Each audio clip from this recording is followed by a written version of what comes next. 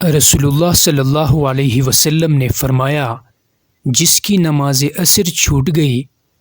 گویا اس کا گھر اور مال سب لٹ گیا۔ نبی کریم صلی اللہ علیہ وسلم نے فرمایا، رشتہ توڑنے والا جنت میں داخل نہ ہوگا۔ رسول اللہ صلی اللہ علیہ وسلم نے فرمایا، چغل خور جنت میں داخل نہیں ہوگا۔ رسول اللہ صلی اللہ علیہ وسلم نے فرمایا، جب آدمی ثواب کی نیت سے اپنے اہل و عیال پر خرچ کرے پس وہ بھی اس کے لیے صدقہ ہے۔ حضرت معاذ بن جبل رضی اللہ تعالی عنہ فرماتے ہیں، میں نے حضور صلی اللہ علیہ وسلم کو فرماتے ہوئے سنا ہے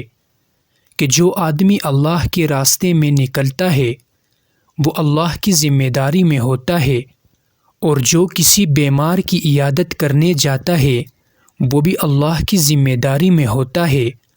اور جو صبح یا شام کو مسجد جاتا ہے وہ بھی اللہ کی ذمہ داری میں ہوتا ہے، اور جو مدد کرنے کے لیے امام کے پاس جاتا ہے وہ بھی اللہ کی ذمہ داری میں ہوتا ہے، اور جو گھر بیٹھ جاتا ہے اور کسی کی برائی اور غیبت نہیں کرتا وہ بھی اللہ کی ذمہ داری میں ہوتا ہے۔